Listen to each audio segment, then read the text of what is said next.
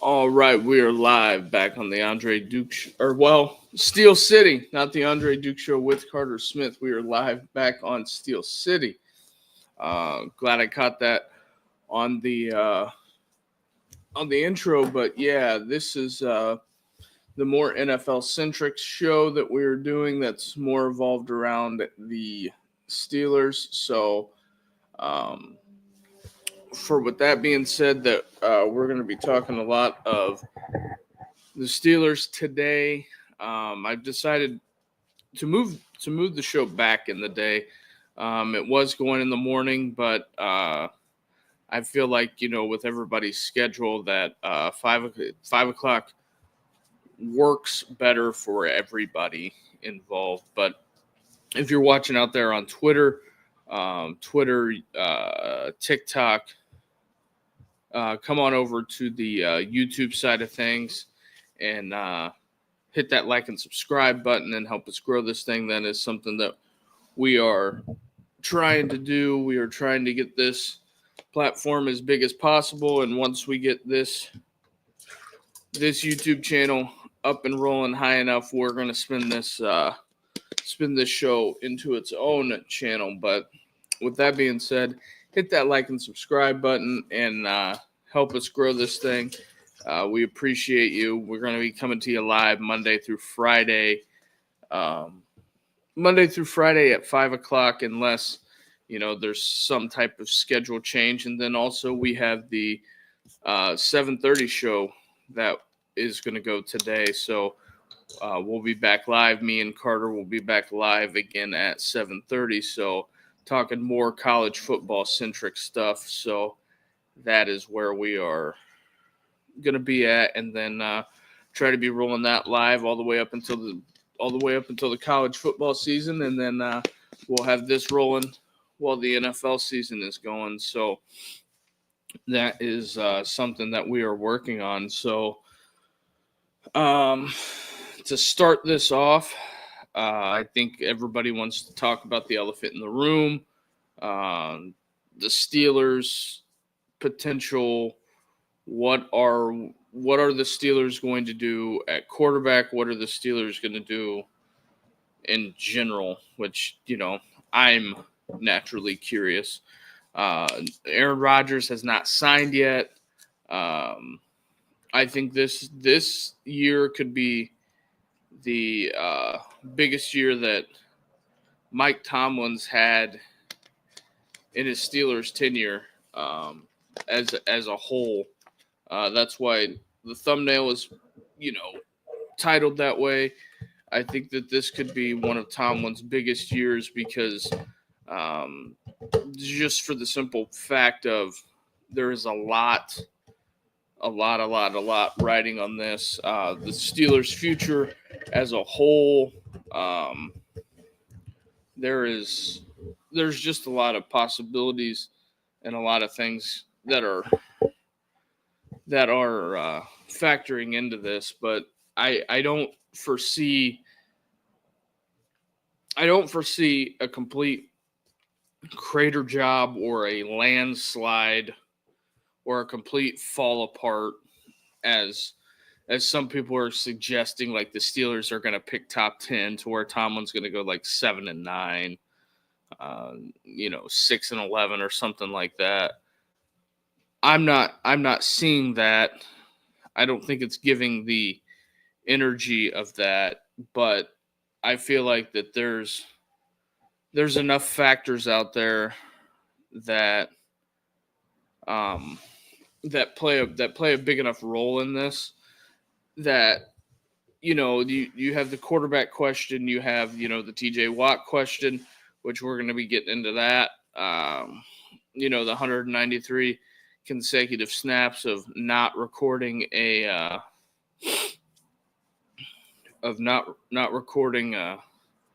stat, tackle, or anything like that. I know people are going to get tired of that, but that is something that we got to look at, and it's something that, quite frankly, really needs to be addressed. The pivotal year thing is one thing. I don't think it's going to be popular among Steeler fans, but for the Steeler fans that are in my neck of the woods, there's a lot of angst.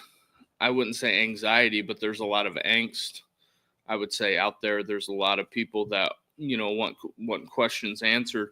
I did see a graphic the other day. It was talking about the most valuable drafts since 2010, and the Steelers ranked near the bottom in that stat. And I can't necessarily say I disagree. Omar Khan's been kind of better at drafting, at signing free agents than he has been at drafting, pivotal guys.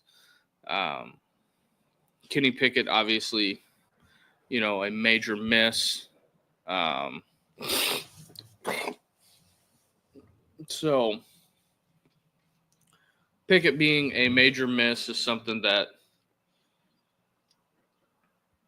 and even being a first-round pick and being a major miss is a major problem.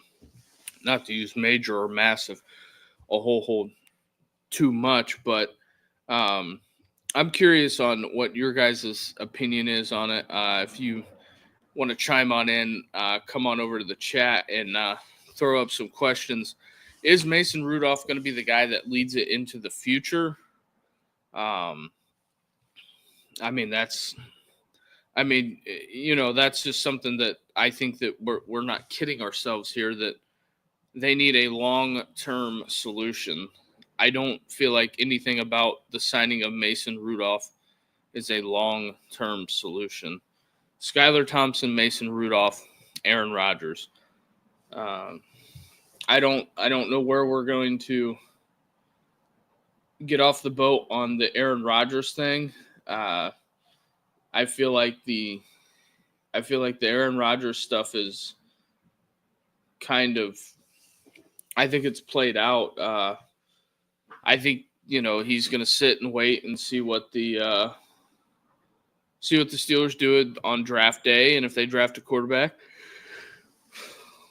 he's signing elsewhere. And then all this TJ Watt stuff just got thrown out there and set ablaze, and it got blown out of proportion way more than it needed to. I don't think that it's something that is going to be a be all end all. I feel like that there's certain steps to this TJ Watt thing that I think that there's a lot behind the scenes that is not getting revealed to the general public. I feel like that is a major thing. Also, in kind of a little bit in other news, Patrick Peterson retires. An Arizona Cardinal, wants to be where his legacy is. The ex-LSU wide receiver died in an apparent suicide. He was going to be a draft pick, but I also think he was facing trial for hit and run or something of that sort. It's a whole wild deal there. And also Joe Flacco rejoins the Cleveland Browns. Just when Deshaun Watson thought things were going to go smooth for him. I find the Joe Flacco joining the Cleveland Browns very fascinating. That they have reached back into the free agent pool and are trying to, pull something out of Flacco. When it comes to the Browns, it's just pretty much good luck, fellas. I think that, you have quite a few factors going into the Flacco thing. Do I think Deshaun Watson plays this year? In the real world, no. Do I think if he gets healthy enough, he's got to pass a physical first. So I think that one one hurdle at a time for the old Deshaun Watson is something to take into account. So that being said, we got, obviously the draft coming up. What do you, as far as fans, what do you guys want to see? I mean, obviously, I think that a lot of teams here, I hate to be that guy, but I think that there's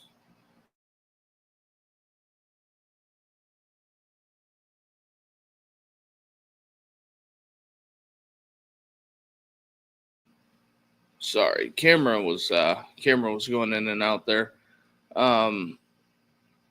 But yeah, to see what's going to happen as far as the NFL draft. I'm trying to pull up what the Steelers pick again. First round pick 21st, third round 19th, fourth round 21st, fifth round 20th. In the sixth round, they picked 9th. In the seventh round, they picked 13th or 14th or 13th. Sorry. So I think that they don't have a ton of draft capital. The Steelers went 10-7 last year with Russ, but to lose 5 in a row to close out the year, it's just a tough proposition.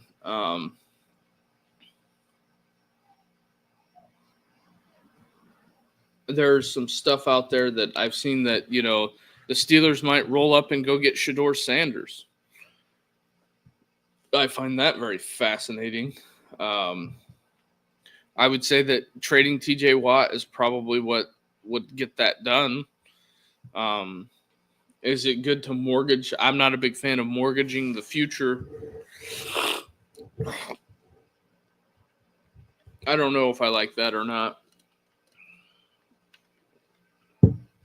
It just kind of depends upon what the asking price is and where Shedeur is going to go. But I don't know when it comes to we'll get into the Steelers quarterback thing. I mean, I guess right now in the latest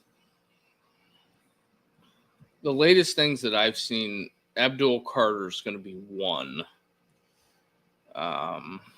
So Abdul Carter or Cam Ward. So Cleveland's probably most likely going quarterback. And I think they go Shedeur Sanders, to be honest.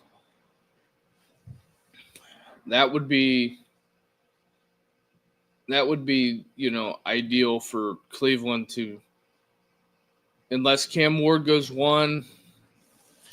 If Cam Ward goes one, I think the Browns draft Abdul Carter. Which I know that probably won't be the most popular thing in Cleveland, but I think they'll take Abdul Carter. The Giants, probably Shedeur. And then the Patriots end up with Travis Hunter. I mean, Travis Hunter's probably either going to be a Patriot or a Jaguar. Now, from picks 6 through 21 are interesting. I think Vegas goes running back. The Jets need anybody. I think Carolina is settled on Bryce Young being their quarterback. I think they'll take anybody at this point that can play. New Orleans is very interesting. Could they be in the market for a quarterback? Could San Francisco, Dallas, and I think Indianapolis is in the market for a quarterback. That's just my opinion. Seattle, Cincinnati, Tampa, Denver, they're all fine at Q. Arizona, I don't think there's any upgrade that they can do or need. are going to, because they got Kyler Murray signed to that long-term deal. But San Francisco, New Orleans, I think, are wild cards. Chicago will take anyone who can play right now. The Bears are awful, just like. But if you're okay, let's say you're Kellen Moore and you're the Saints. Do you think drafting a rookie quarterback and not necessarily the one that you might want at the beginning of your tenure, do you think that is something that could that will help your cause? I don't know if that will throw a huge wrench in the gear, but I don't know what the likelihood of the Saints moving on from Derek Carr is going to be. You have that whole issue. San Francisco's got the Purdy thing, and they pick at 9 and 11. Chicago's sandwiched in between there. If you're the Bears, you're probably. Is Brock Purdy going to be San Francisco's guy in the future? Good luck if it is. But I would say the quarterbacks that will be gone, you go to the prospects and say that I don't know what Shanahan and John Lynch are going to do, to be honest. I could see them. They need another pass rusher. I wouldn't be shocked to see San Francisco trade back because they re-signed Purdy, trade back, get some more draft capital, and see what they could do. And also, if I'm the Saints, why not trade back? And the same thing with the Saints incentive. Why not trade back? Because Pittsburgh needs an answer at quarterback. Chargers are fine. Green Bay's fine. Minnesota, they got J.J. McCarthy. But the teams in the back half from 21 back, L.A., Pittsburgh, are the only two that need quarterbacks, really. Because everybody else is pretty much set. I don't think you're going to replace Jalen Hurts. And I wouldn't be shocked because Cleveland picks they have the very first pick in the second round. If somehow if the quarterbacks can get through L.A., Pittsburgh, and let's go worst case scenario, San Francisco picks at 11. They take a QB at 11, and then New Orleans takes a QB at 9. What does that look like as far as prospect-wise? I think that it would be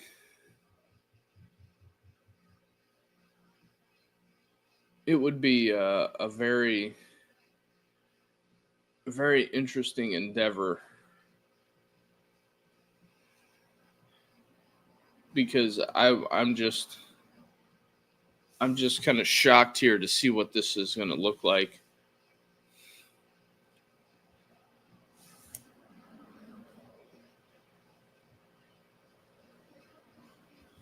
The simulations have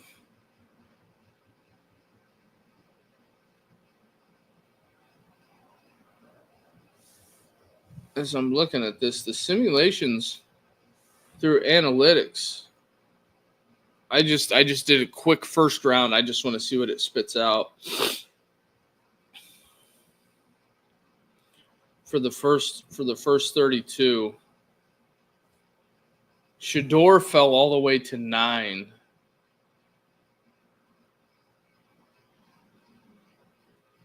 I would like to see that again, except with somebody else. But I think Shador Sanders he might slide in the draft a little bit. So this is something that I think do I think the Steelers could get him? I think it's going to be tough. I don't think that it'll be a big time lock of the day that Shador will slide, but I'm just running some of this analytic, little ESPN analytic thing just to see what it spits out. But while this thing is doing that, if you're watching out there on Twitter, come on over to YouTube and hit that like and subscribe button and help us grow this thing. We're going to be live at 5 Monday through Friday. So that is what we're trying to do here. Steel City, and then at 7:30, the college football show will start with Carter and sometimes Richie. So that's what we got going, and that's where we're going to roll it into the playoffs, or into the football season. Which, the various spring games last weekend. But yeah, so I just rolled the quick little simulator thing here for the first round, and it's throwing out there that, doing the analytics on it, Shedeur could go anywhere from the 2nd overall pick to the 9th pick to the 11th pick. But here's the thing. If you're the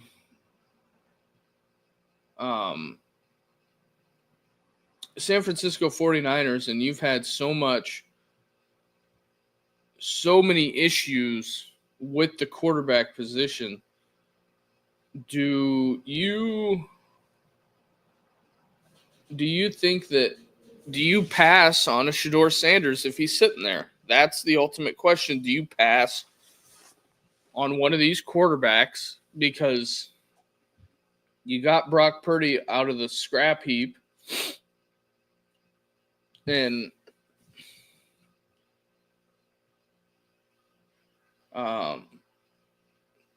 Shedeur, 2-9. Some people disagree.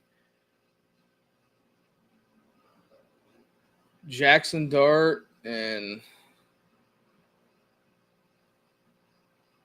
I just, I'm not going to panic, Steeler fans, until they decide that they would take Jalen Milroe in the first round. That's what I've said. That's when they have completely punted on the quarterback thing. I think Jalen Milroe is probably a good kid and great and all that fun stuff, but kid ain't no quarterback. It's going to be tough. Maybe he'll show up in the league and he'll prove some people wrong, but until then, I got to see it first. But they released a graphic today out on Fox Sports, the most Hall of Famers per draft class. I thought this was an interesting thing to pull. 1964, the Roger Staubach draft, 10 Hall of Famers leads the way. 57 with 9. 1983 with 8, tied with 1968 with 8, 67, 8. 88, 81, 61, 53, and 52, all 88 through 52, all with 7 Hall of Famers, Pro Football Hall of Famers in there.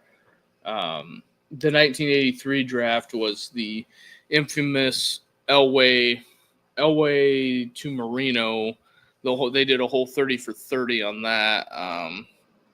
So I think that's just something that they got going down there.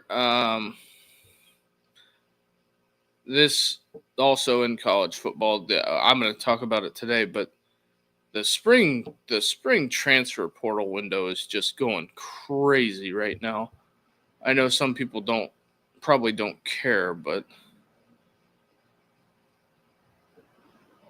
my phone is lighting up with things that are having to do with the transfer portal, but I get it. Not a lot of the big NFL fans are super big college football fans. They just kind of look at it and like, I don't get it. Here's another thing. 97.3, The Fan put this out. For Pitt's spring game, Kenny Pickett back in Pittsburgh since the first time, not being a Steeler, but was at the Pitt spring game. I believe he was one of the honorary coaches or something like that. So I find that very interesting. I don't know how much the Pitt football fans and the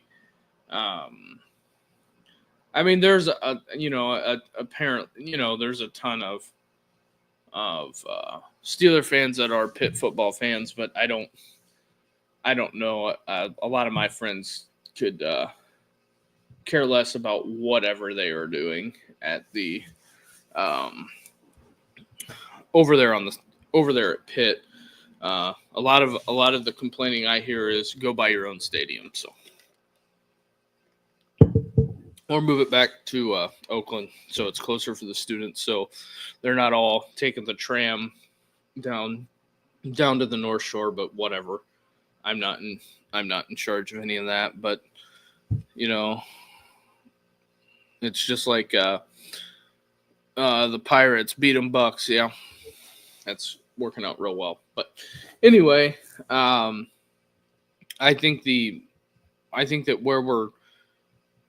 where you're sitting right now, the calm before the storm, before the draft, the Pickett sighting, I was shocked he didn't get booed, or is it kind of one of those that you come back to the city that, at one point was thinking you were the guy, comes back and says you are that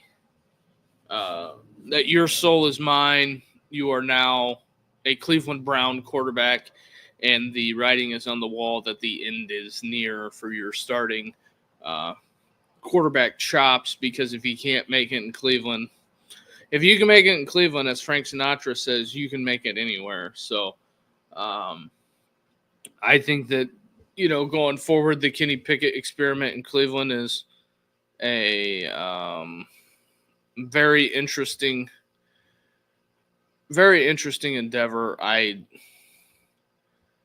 It's been, I don't dislike Kenny Pickett. I understand why he would leave. Do I think he kind of acted like a child on the way out? Yeah, kind of, but it's hard to gauge that, because he did just lose his job in a very public manner, and they brought two other guys in, and they shipped you for a washer and dryer and a fresh pair of drawers to across the Keystone State, and you had to live in Philly. So that's kind of where we're at on that. Yeah, the Pickett thing, hopefully it goes better for the kid, but typically all are not good signs. When you're leaning towards the Cleveland Brown way. But another thing that the fan had put out, this was a couple of days ago, Mark Cabali, I believe of the Pat McAfee show, Kaboom, as some people call him, has put out that the TJ Watt wants to be paid more than Myles Garrett, period. I don't know how that is going to work. That's, something that's of high intrigue. Do I think that he deserves to get paid more than Myles Garrett? I think they're in the same ballpark, but at the way the last year ended is going to be held against everybody that's in that room on the defensive side of the ball. And I think that if they can't come to terms before the draft, I think the Steelers say, well, you got 1 year under your deal. We're going to ship you, and we're going to move up in the draft and going to put the logo on the front of the jersey before the one on the back.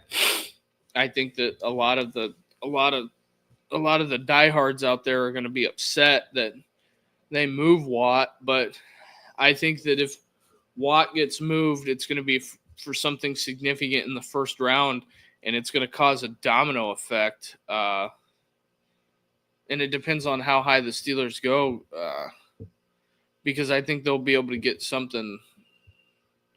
They'll be able to get something of significance. And I'm looking at another mock draft has got put out by NFL Network.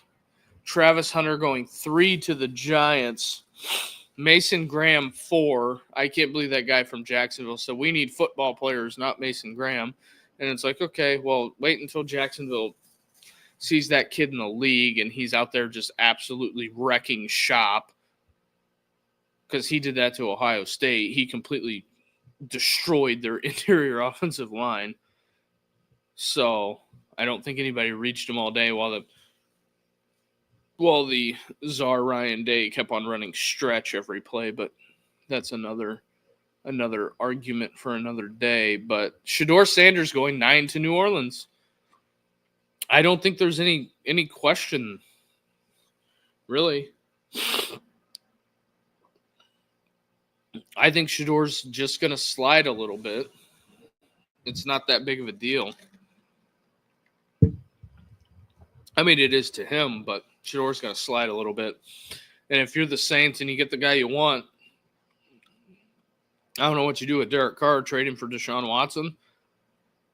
Kind of about, I mean, at least Carr's healthy, but and then it has Colston Loveland 14 going to the Colts. I wouldn't be so shocked if the Colts aren't in the market for a quarterback. I mean, they signed Daniel Jones, but if you don't see something that you like, Arizona going wide out again, Matthew Golden, Texas, that would be interesting. And Tyler Warren to the Chargers. I mean, that is a interesting endeavor. And then the McMillan kid going to Denver. That I don't know how I 100% feel about that, but it's very interesting, and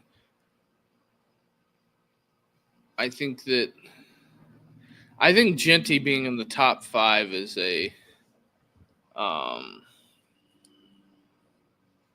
something to be said about that. Also, real quick while I got it pulled up, Rory McIlroy, Masters winner. You can do with that information what you will. How much was that? He won $4.2 million off of winning a golf tournament, so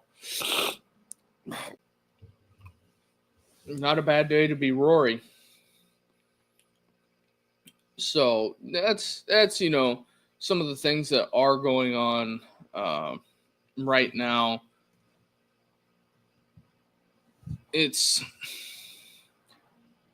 I don't think it's 100% tough to throw it out there, but I mean, getting Watt on the move is, I think you would like to see that. I think that they'll pick up the phone on draft day, or they've already got this carved out to where they know where it's going, and it's just going to be a quick transaction, whenever their pick comes up. So that's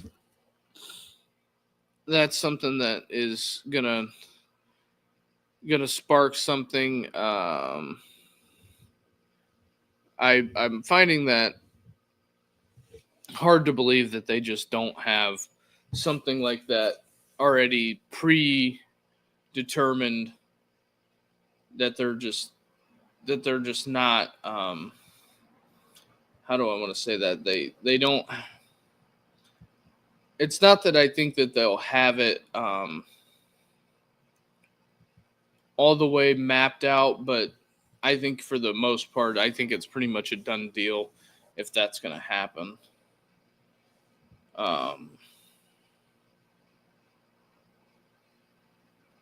the Giants look like they're getting active in the NFL draft. I think, Joe Shane's on the I need to save my job. Another tidbit here that I'm pulling off of the internets is Deontay Johnson and George Pickens have been working out together. Could Deontay Johnson, get it figured out and possibly come back? I would. I wonder what that would look like. I know Coach Tomlin, and Omar Khan shipped him off to the shadow realm. And they kind of made it sound like it was his problem, but I don't know. And I think that, it's something to be said. I don't think the Steelers are going to wait much longer on the Aaron Rodgers thing. That is something I do think is going to happen. I don't think that they are going to be waiting much longer for him to make a decision if he wants to sign or not. I would say that it'll probably be he'll either sign. I think there's a deadline on it, and I'm just, perusing the internet here. I think there is a for sure deadline on it. Some people have said there's not. I don't think Tomlin, the Rooneys, the whole kit caboodle is waiting any longer on this whole experiment.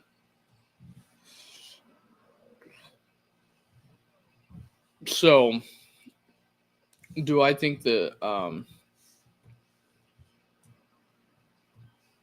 hold on, do I think that this is going to end bad? I think I think Aaron Rodgers could end up in a bind that he doesn't have anybody, and Fox put out the top guys that could get dealt on draft day or while the draft is going on, the 3-day event that the NFL likes to monetize. They got the top guys: Kirk Cousins, Mark Andrews, Micah Parsons, Anthony Richards. Breece Hall, if I'm the Jets, I think that I would hang on to Breece Hall, but Kirk Cousins out of Atlanta could be on there. Could he be a Steeler? I hope not, because the guy couldn't move. He's about the same age as Rodgers, but he couldn't move. Mark Andrews, I don't know what that. I think that it's soured in Baltimore. I think that it's probably good for both sides to get that deal done, in my opinion. I don't think that that's a be-all, end-all, but I wouldn't be shocked that Baltimore's trying to get younger at some places. That's just how that goes.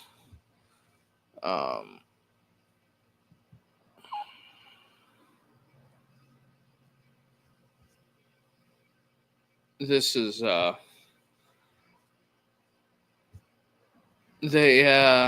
seen a highlight today. Ohio State goes to the White House and they almost dropped the trophy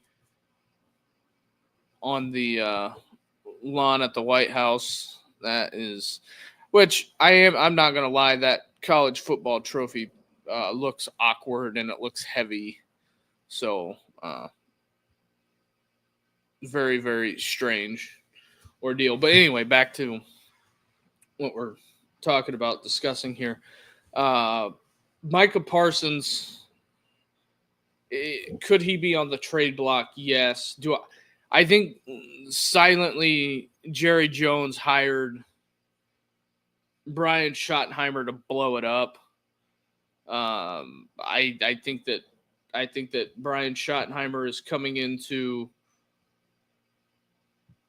I mean, Parsons is probably their best player.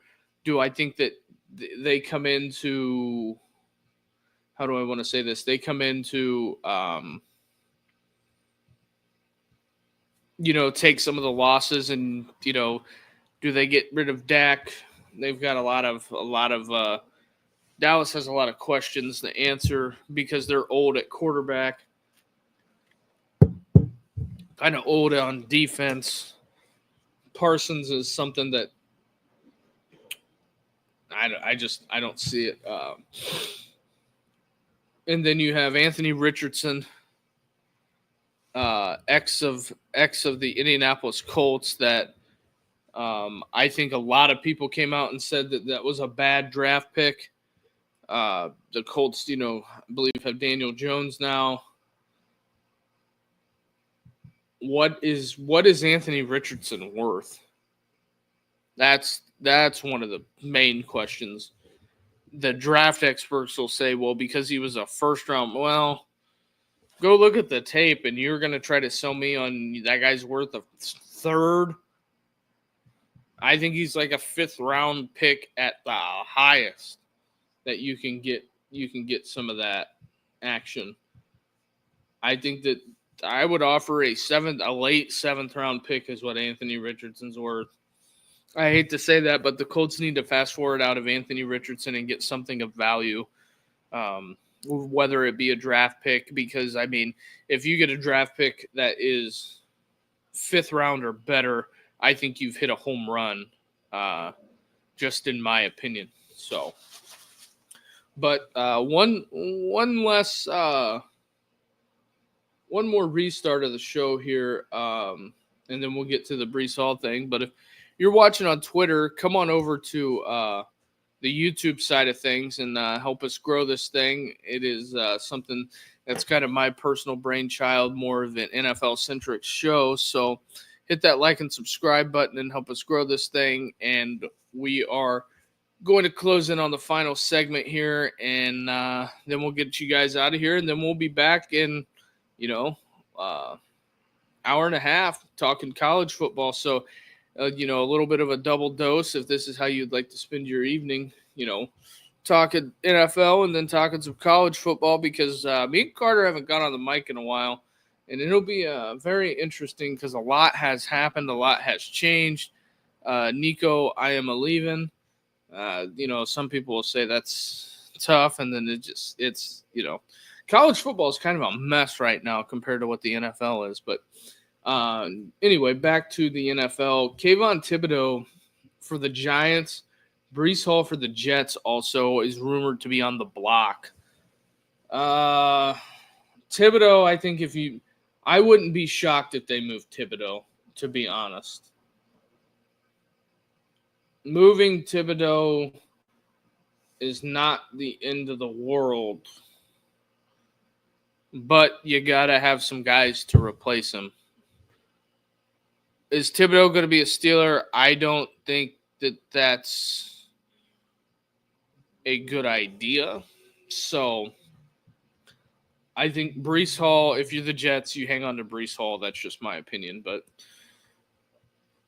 Woody Johnson didn't want to make trades for guys that their Madden rating was too low. So one other thing in the closing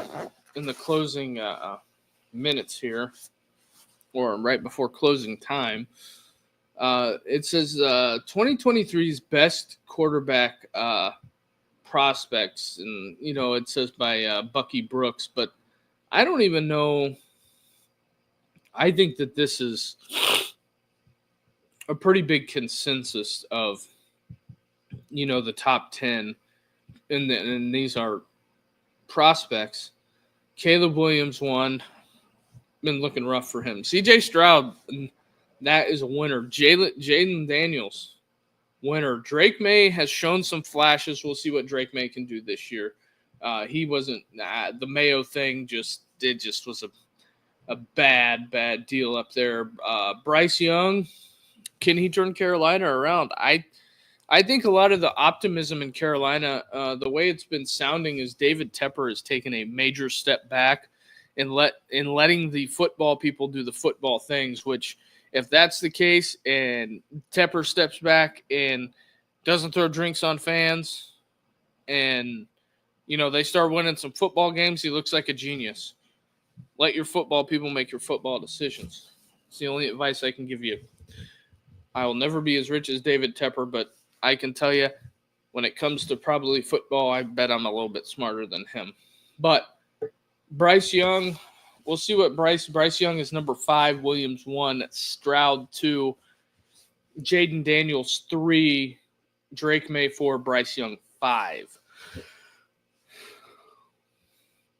So goes to the next batch of guys. Michael Penix Jr. at number 6. I would be interested to see what Michael Penix can do, what he can do. And then we got 2 guys that haven't been drafted yet: Cam Ward and Shedeur Sanders at 7 and 8. So the jury's out on those guys. We'll see what shakes up. And then J.J. McCarthy obviously being hurt. So you got 3 guys that have not played a single snap of NFL football. So Bo Nix was a rookie last year, rookie in the playoffs. So I think one of the big things that has helped some of these guys is Bo Nix played a lot of college football. J.J. McCarthy a lot. Drake May played a lot. Bryce Young played a lot of football. Penix is an older guy. Jaden Daniels, older guy. C.J. Stroud, older guy. Caleb Williams, not older guy. Caleb Williams probably, out of all the starts, I bet Caleb Williams in college has less starts than Shedeur and Cam. I bet he does. And he's struggling, and it tells. Anthony Richardson, the other guy that stinks out loud on this list. He's at the very bottom. I'm sorry to, put the kid in the corner like that, but he stinks out loud, and it's just I think a lot of what went into that is he didn't play a lot of college football. What did he start? 1 year? So that is something to be said. I just think that it's something to be looked at.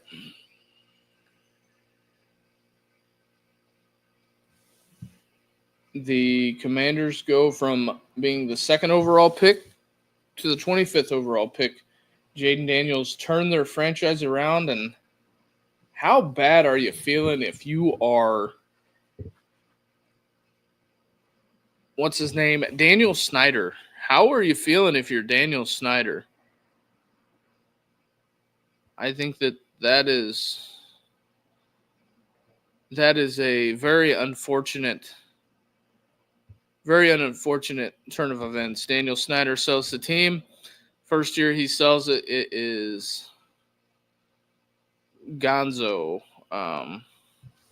So yeah, and then Joe Clout put out his top 50. I think we only got, we might be able to buzz through these.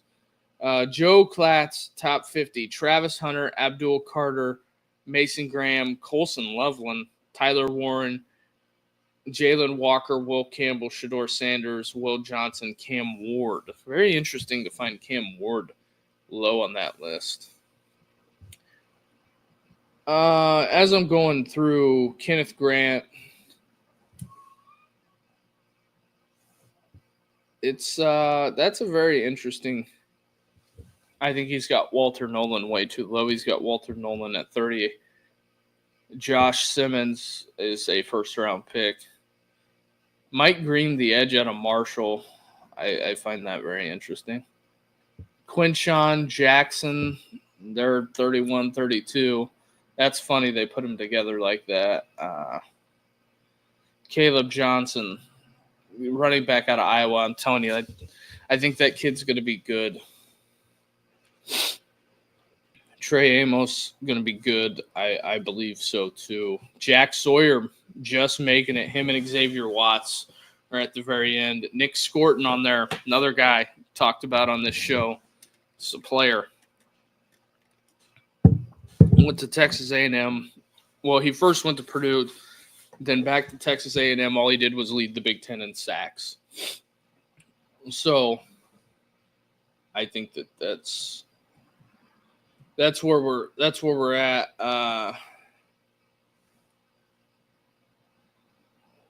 I think that there's a crossroads really for the Steelers. Do you go fill a team need right away, or do you punt the future and go get a guy that could help you win now? And here's another interesting draft, a little tidbit here.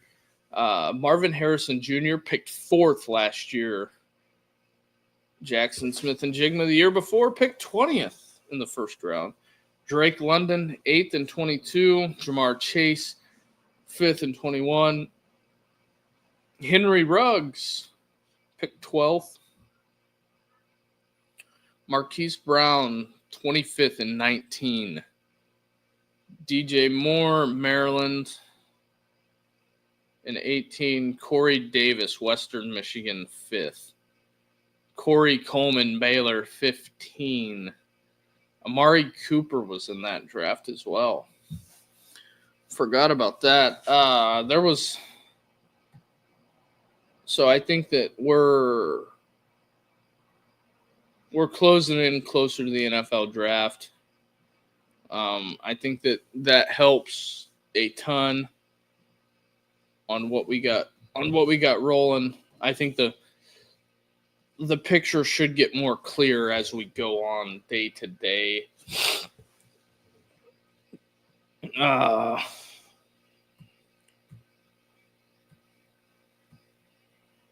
Well,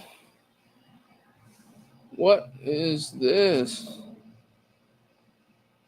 Aaron Judge is going to play in the World Baseball Classic. Does that move the needle for any of you sports fans out there? On a scale of jalapenos, how excited are you about the World Baseball Classic? I probably will not watch a lot of it. Or hardly any of it. I'll probably watch the final game. Or I might just turn on the box score and look. We got NBA playoffs coming up soon. They had a big UFC card, if there's anybody interested in that. Patty Pimlin beat the hell out of whoever the guy he fought was. I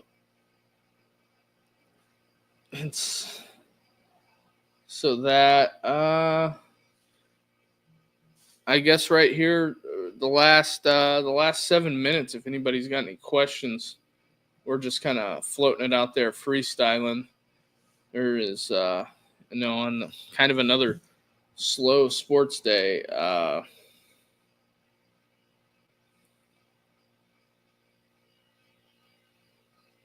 Pete Carroll still spending time at the old USC. And I also find the Ashton Genty thing very fascinating. There's a lot of miles on his tires, and I would think it would be very, very worrisome for him to get picked high in the first round. That is something that I kind of am toying around in the mind, because the Steelers need a running back,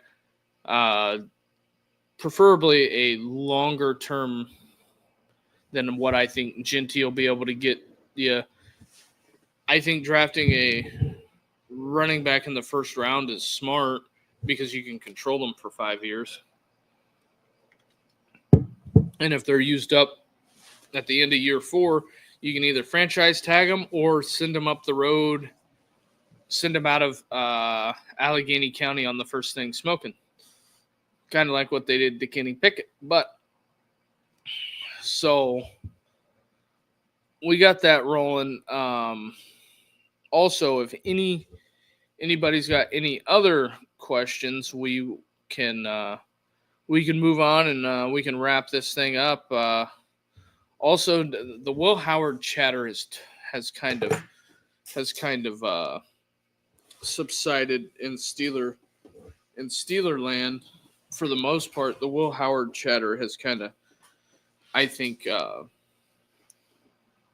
not necessarily died, but people aren't talking about it as much. They're more enamored. They think Shedeur Sanders is going to fall, but I don't think Shedeur Sanders gets by, like I said, the Saints or the Niners on this deal. I just don't think that they get by him. And then, could the Rams trade up? And you have the possibility of trading up with TJ Watt. I wouldn't be shocked if, hey, New Orleans, we want the 9th pick. We raise you TJ Watt and our 21 pick, and you give us this and that. And could be what's on the table. Could it be a possibility? Again, a lot of speculating, but it makes it tougher than what it is. Do I think that they will get it figured out? Yes, but like I said last week, best case scenario for Pittsburgh: re-sign TJ Watt, get Aaron Rodgers, and draft a quarterback. And then in the quarterback that you want, that is something that should be high on the priority list. I feel like that by getting a quarterback of the future, signing Aaron Rodgers, and re-signing TJ Watt, that pretty much to me projects to everybody that the Steelers are in it to win it. They're building towards the future as far as the win now mentality. I don't know why it has to be this or that or one or the other.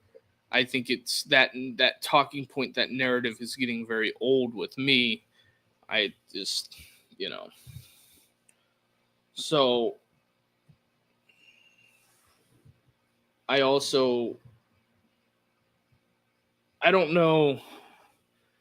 I don't know if the Colts are going to budge on throwing an Anthony Richardson out there. I think the Steelers should definitely avoid that. And I think avoiding Breece Hall as well. Kayvon Thibodeau don't really have a place for him, but could you imagine sending TJ Watt to the New York Giants? Hey, TJ, you want $40 million a year?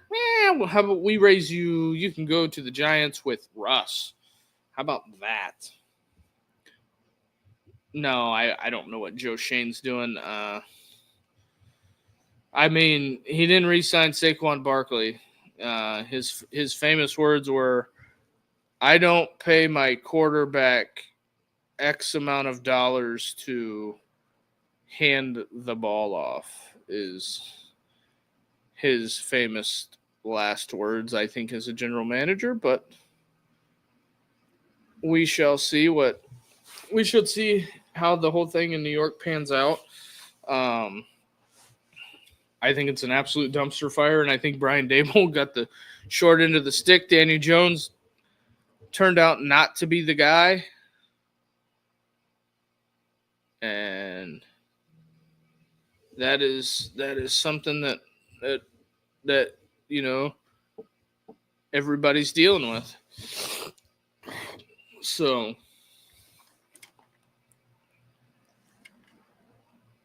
it is what it is, but with that being said, I appreciate everybody who joined in and interacted with the show. Be a friend, tell a friend, and hit that like and subscribe button. Share it with everybody you know that are Steelers fans and or just like to hear some NFL talk in general. So, well, like I said, we'll be back at 7:30 tonight. As the ticker says, hit that like and subscribe button and help us grow this thing. That is something that we are on the quest to do. So we are trying to get on the road to 1,000 on this channel, and then build it up, and let's see where the chips fall. And we get enough subscriber base, some big things will be coming to the channel. So with that being said, everybody enjoy your evening. See you in a few.